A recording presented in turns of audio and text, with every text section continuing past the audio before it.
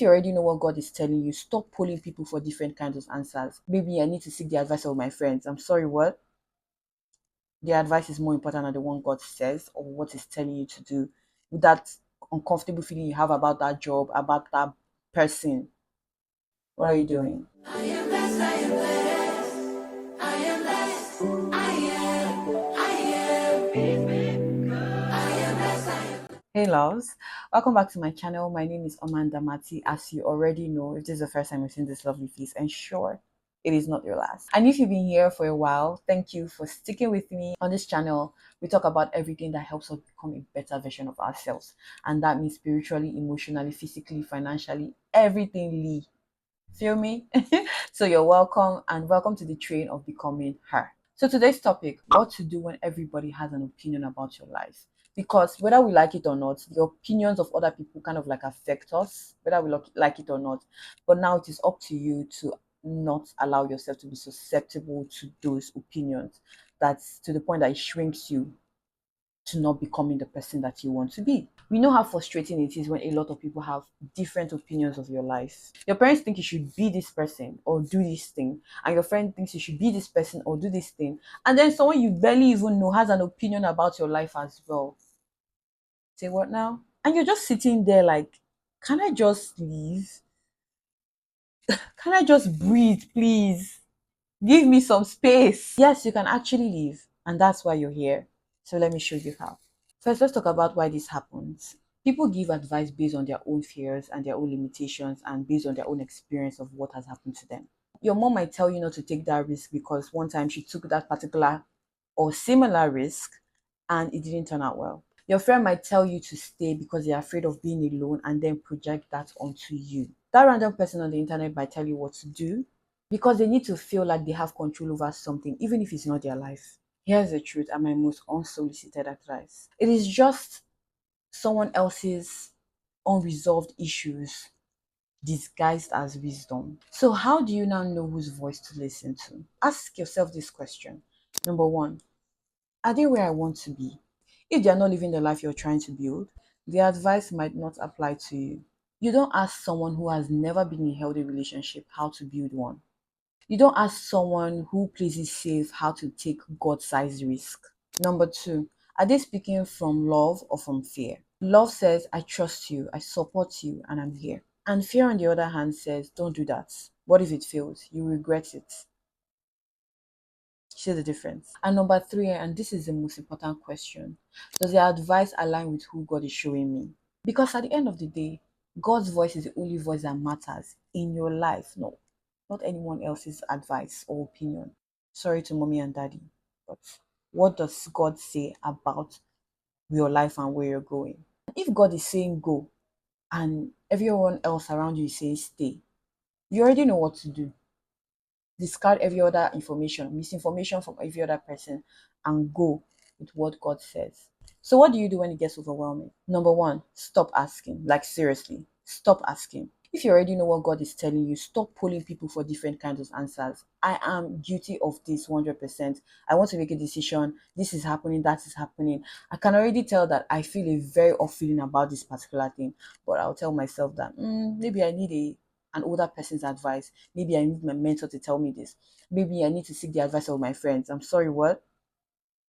The advice is more important than the one God says or what is telling you to do. With that uncomfortable feeling you have about that job, about that person, what are you doing? Step two, set boundaries around your decisions. You don't owe anybody any kind of explanation.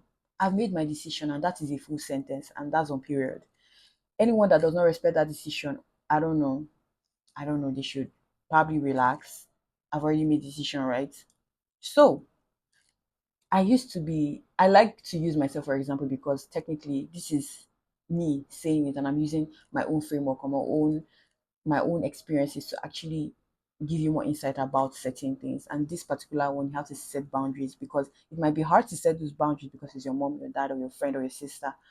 But girl, if you know what God is saying about your life, you have to set boundaries around your decisions. Step three, and the most important one, protect your vision. Not everyone should have access to your dreams. Some people will water them and some people will drown them. Some people will make you feel like that dream of yours is not going to work, or that life you know that you are meant to live, it's far-fetched because of where you're coming from. Eh, Wrong. Choose wisely. It is very important that you choose wisely who you let in, especially people you call close relatives, friends, and all of that. You know the people that encourage you and push you to be a better version of yourself. And you know the people that try to pull you away from that. And sometimes it's coming from a place of love, like I said earlier, but it's also fear disguised as love. I know it's hard when people you love don't understand what you're being called to do. But at the end of the day, you're not called to make them understand. You are called to obey. And if you're trying to figure out who you are outside of everyone else's expectations of you, the Becoming Her workbook will help a lot. You have no idea. It walks you through the whole method. It is a framework I had created, put together, that has helped me tremendously, and I believe will help you too. W starts from waking up to your patterns, your trauma, from everything that has shrunk and kept you small. H is for healing all the trauma and the things that you have gone through that nobody knows about.